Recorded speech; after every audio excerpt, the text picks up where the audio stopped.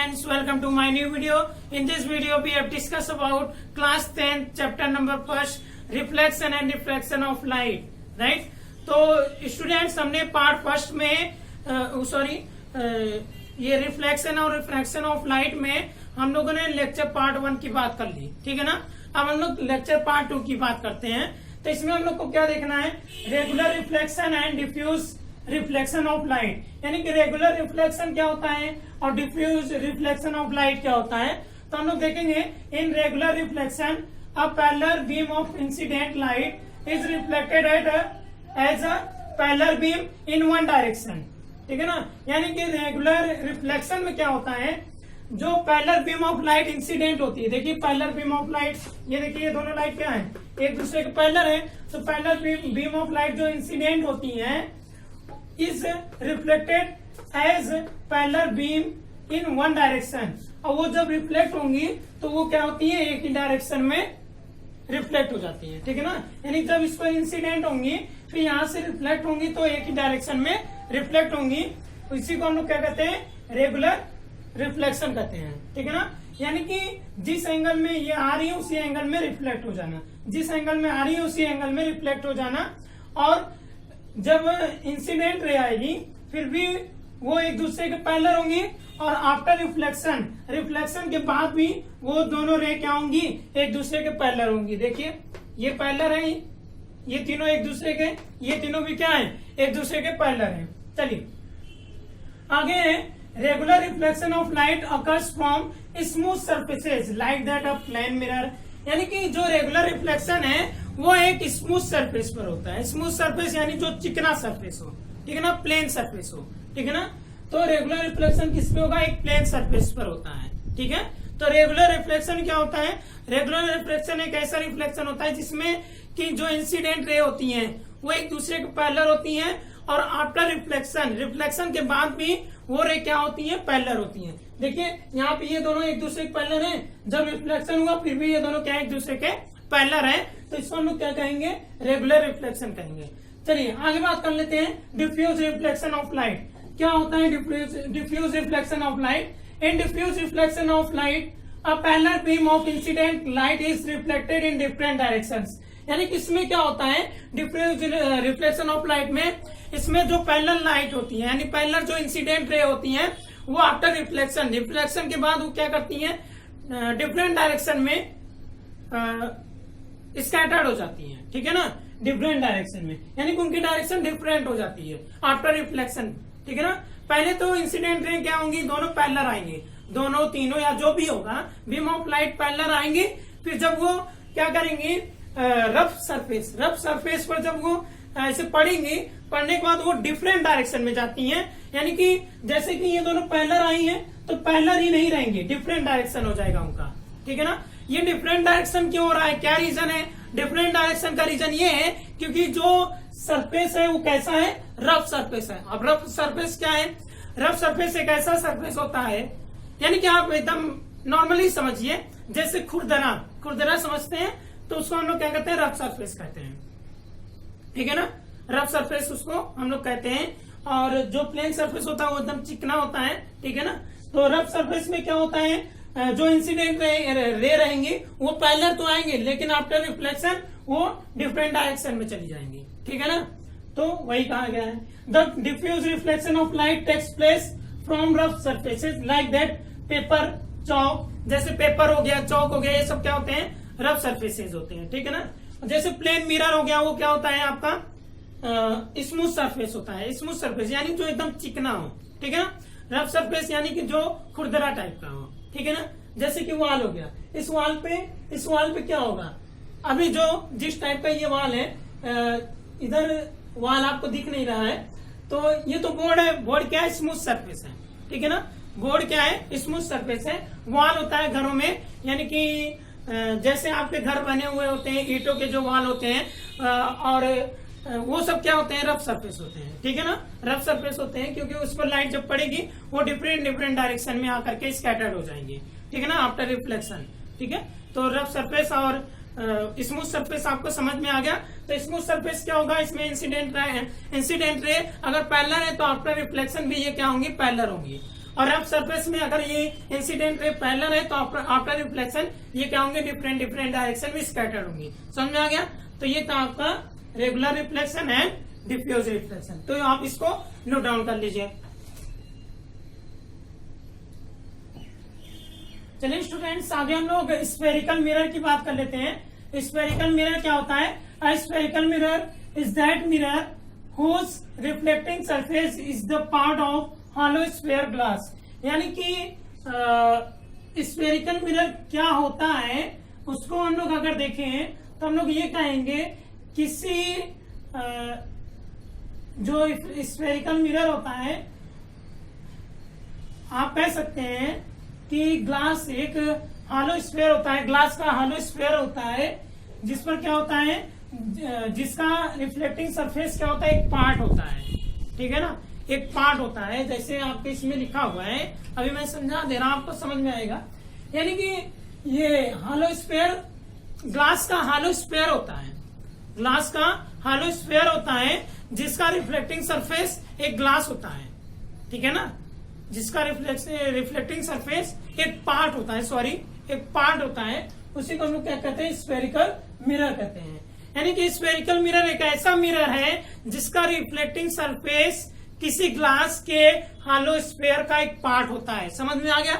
ठीक है ना, यानी कि आपको कहना क्या है, स्फेरिकल मिरर एक ऐसा मिरर है, ठीक है ना, स्फेरिकल मिरर एक ऐसा मिरर है जिसका रिफ्लेक्टिंग सरफेस किसी ग्लास के हॉलो स्फेयर का एक पार्ट होता है। समझ में आ गया कि नहीं? ग्लास होगा, उसके हॉलो स्फेयर का एक पार्ट होगा। कौन सा पार्ट होगा? Reflecting surface. उसी यानी कि जिस ग्लास का ये पार्ट होता है रिफ्लेक्टिंग सरफेस, उसी को हम लोग क्या कहते हैं, स्फेरिकल मिरर कहते हैं। समझ में आ गया? ठीक है ना, यानी कि हम लोगों ने क्या पढ़ा कि स्फेरिकल मिरर एक ऐसा मिरर होता है, स्फेरिकल मिरर एक ऐसा मिरर होता है जिसका रिफ्लेक्टिंग सरफेस किसी ग्लास के हॉलो स्फेयर का पार्ट होता है। यानी कि जिस ग्लास के हॉलो स्फेयर का पार्ट रिफ्लेक्टिंग सरफेस होता है, उसी ग्लास को हम लोग क्या कहते हैं, स्फेरिकल मिरर कहते हैं। समझ में आ गया? चलिए, types of spherical mirrors. Spherical mirrors two types के होते हैं, कॉन्केव मिरर, एक कॉन्वेक्स मिरर। कॉन्केव मिरर, ये देखिए कॉन्केव मिरर है, यानी कि इसमें क्या होगा, यहाँ पे यानी कि आप कह सकते हैं कॉन्केव मिरर क्या होता है। देखिए ये है कॉन्केव मिरर, अगर मैं एक स्फेरिकल मिरर को लूं, उस स्फेरिकल मिरर को ऐसे कट कर दूं, मान लीजिए कट हो गया, ठीक है ना। ये मैं अगर इसको कट कर दिया तो ये जो पार्ट है XY पार्ट, ये जो XY पार्ट है, इसी पार्ट को हम लोग क्या कहेंगे बताइए, इसी पार्ट को हम लोग क्या कहेंगे, कॉन्केव मिरर कहेंगे। ठीक है ना। अब चलिए इसकी डिफिनेशन देख लेते हैं, कॉन्केव मिरर क्या होता है। अ concave mirror is that spherical mirror, a concave mirror is that spherical mirror in which the reflection of light takes place at the concave surface।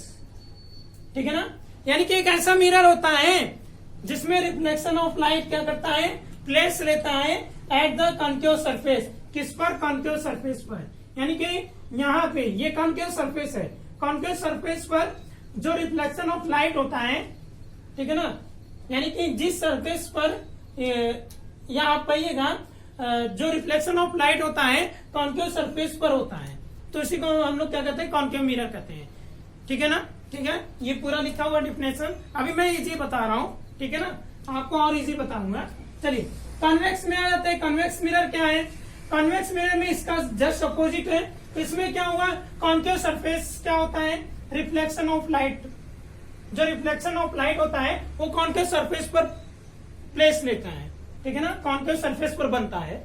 Reflection of light कहां पर होता है, कॉन्केव सरफेस पर होता है, ऐसे समझिए।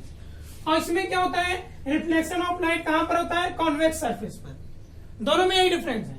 ठीक है ना, इसमें क्या होगा, कॉन्केव सरफेस पर रिफ्लेक्शन ऑफ लाइट होगा, इसमें कॉन्वेक्स सरफेस पर होगा। समझ में आया? दोनों क्या है, स्फेरिकल मिरर के पार्ट है। दोनों क्या है, स्फेरिकल मिरर के पार्ट है। इसको भी ऐसे कट करेंगे हम लोग, तो ये क्या है, जैसे स्फेरिकल मिरर है उसको कट करेंगे तो हमको क्या मिलेगा, कॉन्वेक्स मिरर मिलेगा। अब जरा ध्यान दीजिएगा दोनों डिफरेंस क्या है। एक बात ध्यान दीजिएगा, इसमें क्या है, ये वाली, ये देखिए बाहर वाली जो पार्ट है इसको सिल्वर कोटिंग की गई है, और इसमें अंदर वाले पार्ट को सिल्वर कोटिंग की गई है। तो कॉन्केव और कॉन्वेक्स मिरर में यही डिफरेंस है, ठीक है ना। डिफरेंस क्या है, इसमें कॉन्केव सरफेस से रिफ्लेक्शन ऑफ लाइट होता है और इसमें कॉन्वेक्स सरफेस से रिफ्लेक्शन ऑफ लाइट होता है। कॉन्वेक्स सरफेस मतलब ये जो इधर वाला सरफेस है, ये जो इधर वाला सरफेस है, ये क्या है, कॉन्वेक्स सरफेस है, और ये जो इधर वाला सरफेस अंदर वाला, ये कॉन्केव सरफेस है। समझ में आया। तो कॉन्केव मिरर और कॉन्वेक्स मिरर क्या होगा, समझ में आ गया। अब समझिएगा इजी लैंग्वेज में, इजी, बहुत इजी।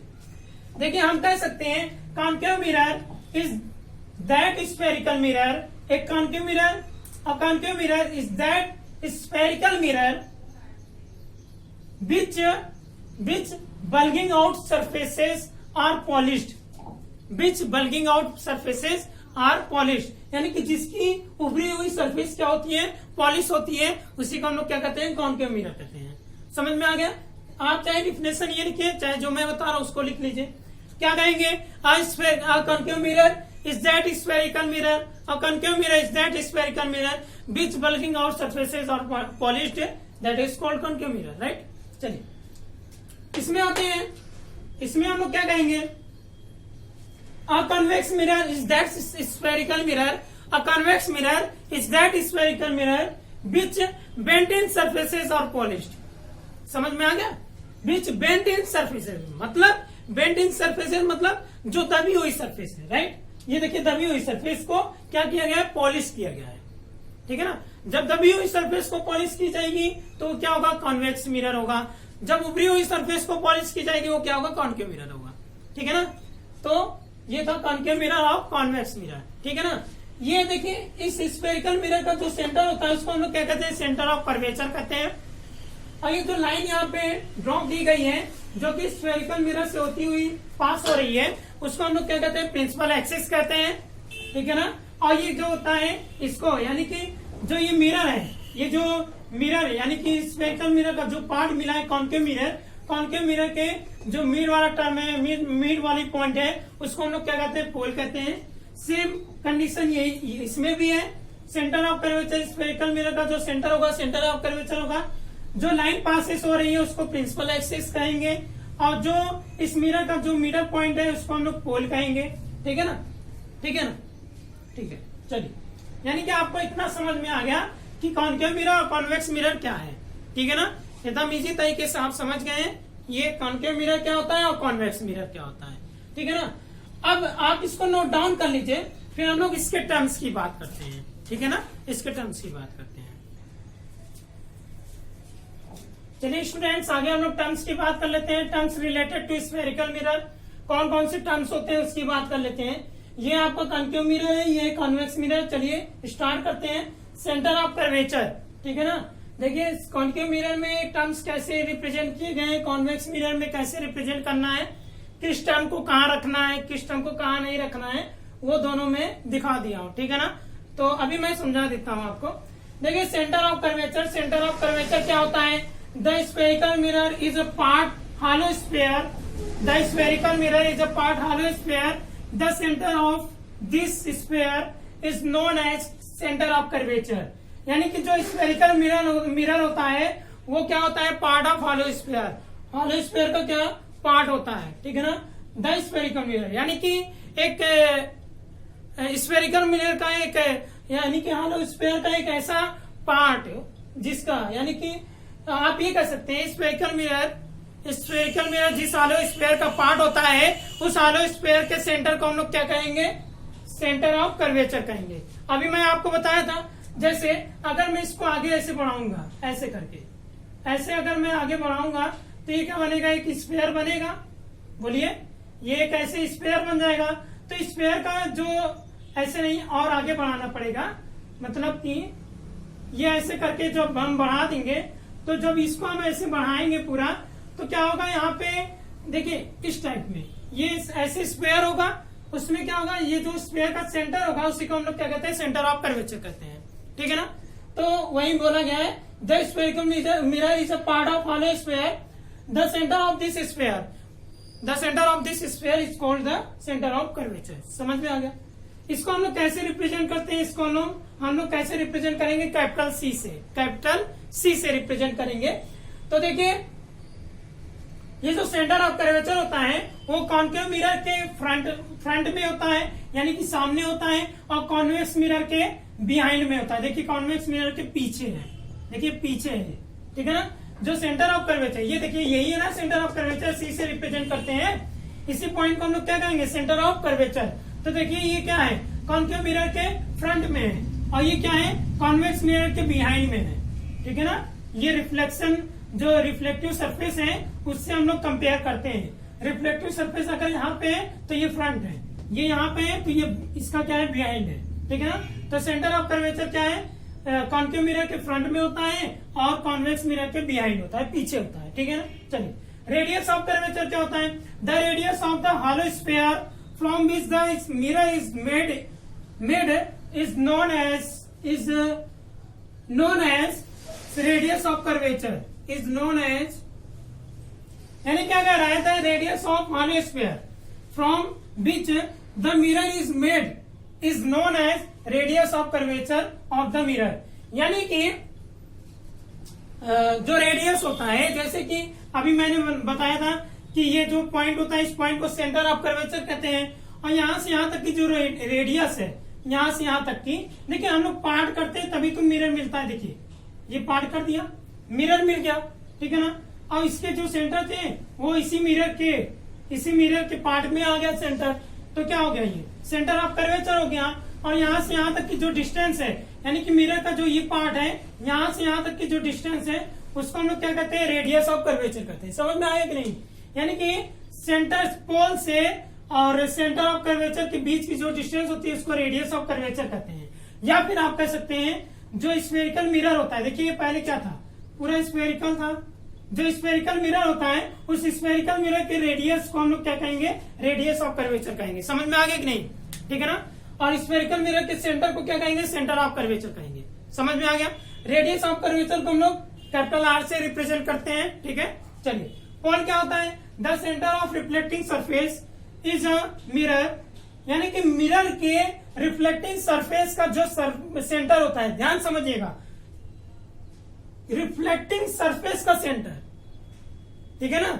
स्फेरिकल मिरर का सेंटर नहीं बोल रहा है, रिफ्लेक्टिंग सरफेस का सेंटर, यानी कि रिफ्लेक्टिंग सरफेस क्या है। अगर मैं इसको ऐसे कट कर दूं तो ये जो मिला मुझको क्या मिला, ये जो यहां से यहां तक जो मिला इसको हम लोग क्या कहेंगे, रिफ्लेक्टिंग सरफेस कहेंगे। इस सरफेस का जो सेंटर होगा वो सेंटर ये होगा, इसी सेंटर को हम लोग क्या कहेंगे, पोल कहेंगे। समझ में आएगा कि नहीं।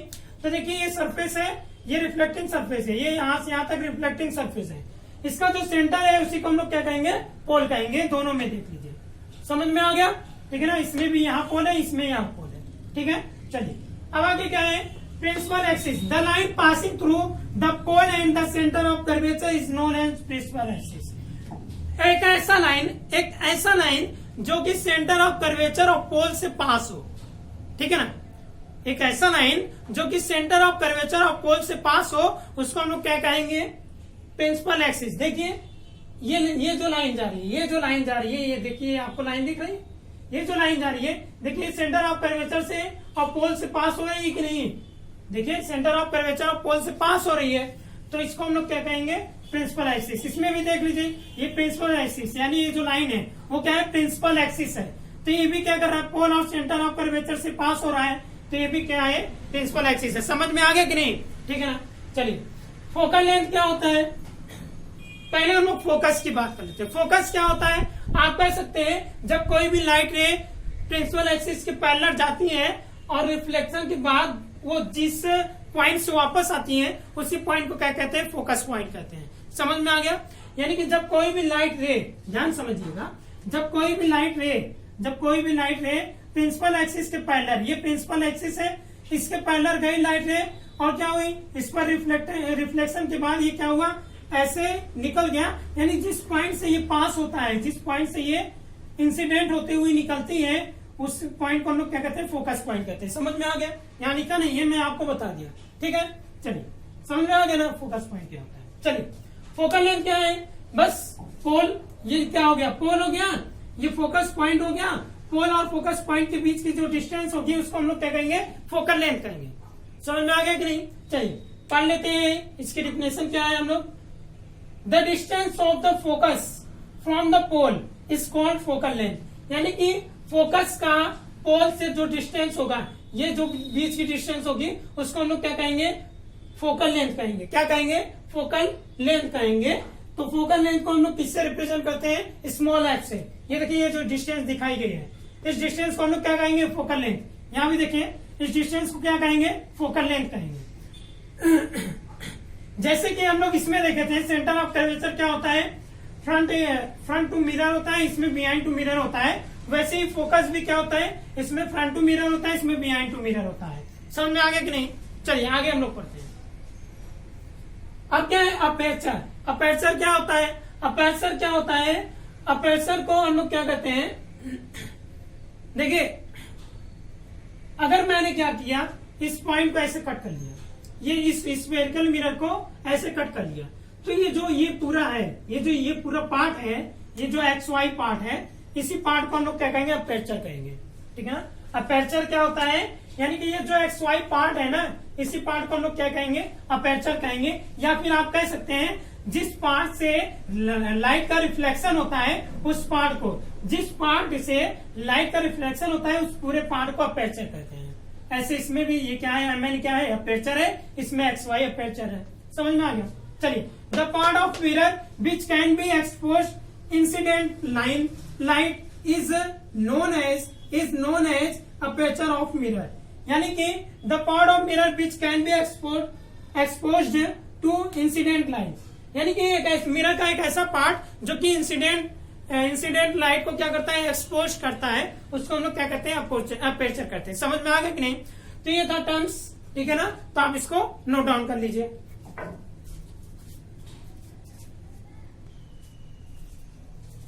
चलिए स्टूडेंट्स आगे देखते हैं। कुछ रूल्स हैं जिससे कि जब हम लोग इमेज को ऑब्टेन करते हैं तो उसके लिए कुछ रूल्स बताए गए हैं, उस रूल्स को देखते हैं। तो rules for obtaining images by the spherical mirror, ठीक है ना? तो फर्स्ट पॉइंट है, a ray of light parallel to the principal axis after reflection passes through the principal focus of a concave mirror और appears to pass through the principal focus of a convex mirror। मतलब इससे कहने का मतलब ये है कि जब कोई रे ऑफ लाइट क्या होती है, प्रिंसिपल एक्सिस के पैरेलल आती है। देखिए प्रिंसिपल एक्सिस के पैरेलल आती है तो आफ्टर रिफ्लेक्शन के बाद वो फोकस से वापस से जाती है। ये रूल है जितने भी लाइट रे प्रिंसिपल एक्सिस के पैरेलल आएंगी वो रिफ्लेक्शन के बाद फोकस से वापस जाएंगे। ये रूल है, ठीक है ना? ठीक है, तो ये किसके लिए था, कॉन्केव मिरर के लिए। कॉन्वेक्स मिरर के लिए जब कोई भी लाइट रे फोकस से आती हुई प्रतीत होती है, यहाँ पे रियल में आती है, यहाँ पे आती हुई प्रतीत होती है, अपीयर्स, ठीक है ना? जब कोई भी लाइट रे फोकस से आती हुई प्रतीत होती है, सॉरी, जब कोई भी लाइट रे क्या करती है, प्रिंसिपल एक्सिस से आती है, प्रिंसिपल एक्सिस के पैरेलल आती है। जब कोई भी लाइट रे प्रिंसिपल एक्सिस के पैरेलल आती है तो आफ्टर रिफ्लेक्शन के बाद, जब कोई भी लाइट रे प्रिंसिपल एक्सिस के पैरेलल आएंगे तो आफ्टर रिफ्लेक्शन के बाद वो फोकस से जाती हुई प्रतीत होती है, ठीक है ना? देखिए, और appears to pass through the principal focus of a convex mirror. यानी कॉन्वेक्स मिरर में क्या होता है, अपीयर्स होती है, यानी प्रतीत होती है कि ये फोकस से पास हो रही है, फोकस से निकल रही है, ठीक है ना? देखिए यहाँ पे प्रिंसिपल एक्सिस के पैरेलल गया, फोकस से निकल गया। यहाँ पे प्रिंसिपल एक्सिस के पैरेलल गया ना, ये प्रिंसिपल एक्सिस हो गया, इसके पैरेलल लाइट रह गई, ये फोकस से वापस हो गया। अब फोकस कहाँ है, ये तो यहीं से वापस हो गया। तो हम लोग जब पीछे करेंगे ना तो हम लोग इसको इमेजिन करेंगे कि फोकस से ये वापस हो रहा है। देखिए यहाँ पे एफ है ना, अब यही तो ये वापस हो रहा है। अगर आप इसको और पीछे लाएंगे तो कहाँ पे आ रहा है, एफ पर आ रहा है, फोकस पे आ रहा है ना, तो फोकस पर आती हुई प्रतीत होती है, ठीक है ना? इसमें प्रतीत होंगी और इसमें वास्तव में मिलेंगी, ठीक है ना? अरे ऑफ लाइट पासिंग थ्रू, दूसरा रूल इसका अपोजिट, जस्ट अपोजिट है, पासिंग थ्रू प्रिंसिपल फोकस। अगर कोई भी लाइट ने प्रिंसिपल फोकस से पास होगी तो वो आफ्टर रिफ्लेक्शन वो प्रिंसिपल एक्सिस के पैरेलल निकल जाएगी। समझ में आया? इसमें क्या था, अगर पैरेलल होगा तो फोकस से आएगा, इसमें क्या है फोकस से जाएगा तो पैरेलल निकल जाएगा। अपोजिट है कि नहीं, इसमें पैरेलल आएगा फोकस से निकल जाएगा, इसमें क्या है फोकस से आएगा पैरेलल निकल जाएगा, क्या लाइट रे, ठीक है ना, जस्ट अपोजिट है, कुछ अलग से है नहीं, ठीक है ना, ठीक है। चलिए अब आगे क्या है, अब आगे क्या है, आगे क्या है, अब वैसे ही हम लोग कॉन्वेक्स में भी देख लेते हैं, ये कॉन्केव का है, ये कॉन्वेक्स का है, कॉन्वेक्स में भी देख लेते हैं। कॉन्वेक्स में भी वही रूल है, जब कोई भी लाइट रे फोकस से आती हुई प्रतीत होंगी, फोकस से लग रहा है कि ये फोकस से आ रही है, देखिए इसको, मतलब कि ये लाइट रे, टॉर्च को मैंने ऐसे जला रखा है, टॉर्च की लाइट ऐसे आ रही है, ठीक है ना, ऐसे जब इस पर पड़ी ऐसे सीधे निकल गई, ठीक है ना, तो जब ऐसे आ रही है, जब इसको हम लोग और आगे बढ़ाएंगे, जैसे ये टॉर्च है, टॉर्च की लाइट ऐसे आ रही है, ये आ रही है, जब हम लोग इसको और आगे बढ़ाएंगे तो कहां पर मिल रही है, फोकस पे, यानी कि जब कोई भी लाइट फोकस से आती हुई प्रतीत होती है तो आफ्टर रिफ्लेक्शन, रिफ्लेक्शन के बाद वो पैरेलल चली जाती है, किसके, प्रिंसिपल एक्सिस के। समझ में आया, ठीक है ना, तो ये थे 2 रूल, अभी 2 रूल और है, ठीक है ना, तो आप इसको नोट डाउन कर लीजिए।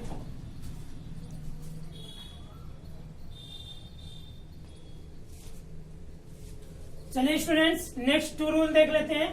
कह रहा है कि ray of light passing through the centre of curvature in a concave mirror और a light ray going towards the centre of curvature of a convex mirror is reflected back along the same path, ठीक है ना, यानी कह रहा है अगर कोई भी लाइट क्या होती है, लाइट रे क्या होगी, सेंटर ऑफ कर्वेचर से पास होगी, सेंटर ऑफ कर्वेचर से पास होगी, तो वो उसी पाथ में, यानी जिस पाथ से आई है उसी पाथ में क्या होगी, रिफ्लेक्ट हो जाएगी। समझ में आ गया कि नहीं, यानी कि अगर ये लाइट रे यहाँ से आ रही है सेंटर ऑफ कर्वेचर से, तो ये वापस कहां से होगी, सेंटर ऑफ कर्वेचर से ही वापस हो जाएगी। समझ में आ गया। ऐसे इसमें भी अगर कोई भी लाइट रे सेंटर ऑफ कर्वेचर की ओर जा रही है तो रिफ्लेक्शन के बाद वो सेंटर ऑफ कर्वेचर से वापस हो जाएगी। समझ में आ गया कि नहीं, देखिए ना, सेंटर ऑफ कर्वेचर से जाती हुई प्रतीत हो रही है, फिर वो वापस भी आ रही है, ठीक है। चलिए अब क्या है, ray of light which is incident at the pole of a concave mirror और convex mirror is reflected back making the same angle with the principal axis, यानी कि जब कोई भी लाइट रे कॉन्केव मिरर या कॉन्वेक्स मिरर के principal axis, sorry concave mirror और convex mirror के पोल पर आती है, पोल पर इंसिडेंट होती है, तो after reflected after reflection it makes same angle to the principal axis, right. यानी कि जब कोई भी लाइट रे क्या होगी किसी भी पोल पर, यानी कि कॉन्केव मिरर या कॉन्वेक्स मिरर के पोल पर इंसिडेंट होगी, तो आफ्टर रिफ्लेक्शन ये क्या होगा, सेम एंगल में वो क्या होगा, रिफ्लेक्ट हो जाएगा। यानी जिस एंगल से ये पोल पर आया है, यानी कि प्रिंसिपल एक्सिस से जितना एंगल बनाते हुए ये पोल पर आया है ये लाइट रे, उतना ही एंगल बनाते हुए ये क्या होगा, रिफ्लेक्ट हो जाएगा। वही रूल इसमें भी है, कॉन्वेक्स मिरर में भी, जिस एंगल से ये लाइट रे जो जिस एंगल से इस पोल पर आकर इंसिडेंट हुई है, वो रिफ्लेक्शन के बाद वो इतनी ही एंगल से ये क्या होगी, ऐसी स्कैटर्ड हो जाएगी। समझ में आ गया कि नहीं, ठीक है ना, यानी जिस एंगल से आएगी उसी एंगल से वापस हो जाएगी, और ये एंगल कहां से बनेगा, प्रिंसिपल एक्सिस से बनेगा दोनों में, ठीक है ना। तो ये था आपका कॉन्केव मिरर के लिए, ये था कॉन्केव मिरर के लिए, और ये था क्या, कॉन्वेक्स मिरर के लिए। क्या था ये, कॉन्वेक्स मिरर के लिए, ठीक है ना। तो इसको आप पॉलिश कर दीजिए इनर साइड में, राइट, ठीक है ना। तो ये था रूल, आप इसको नोट डाउन कर लीजिए।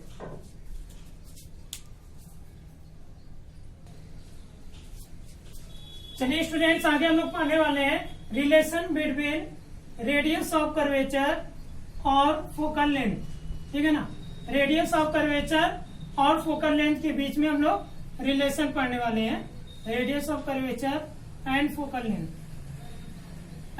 लेंथ, देखिए अगर मैं मान लूं कि किसी स्फेरिकल मिरर का जो रेडियस ऑफ कर्वेचर आर है और उसका फोकल लेंथ क्या होगा वो हम लोग देखते हैं, ठीक है ना।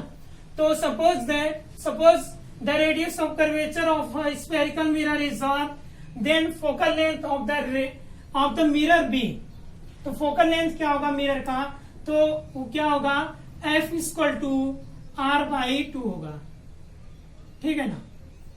F इक्वल टू क्या होगा, R/2, यानी फोकल लेंथ क्या होता है, focal length radius of curvature का हाफ होता है, ठीक है ना। Focal length radius of curvature का हाफ होता है। ये अपोजिट कर दिया जाए, अपोजिट कर दिया जाए, अपोजिट क्या कर दिया जाए, अगर ये कह दिया जाए suppose the radius, suppose the focal length of a spherical mirror is small F, क्या कह दिया जाए, अगर suppose that the focal length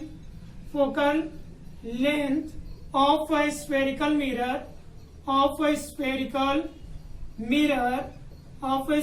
mirror is small f, then radius of curvature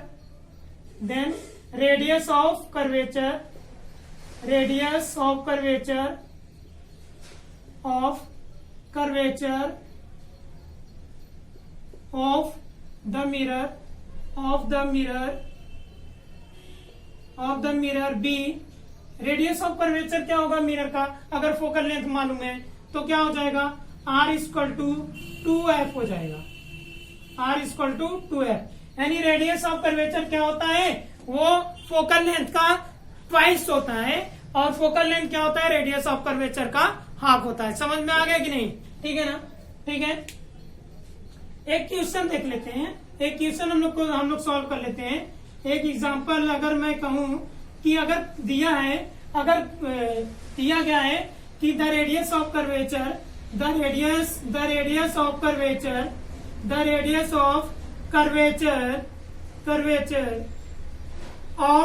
of a spherical mirror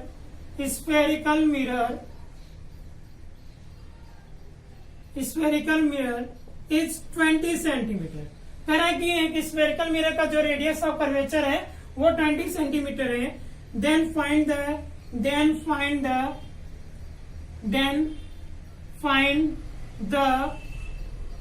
focal length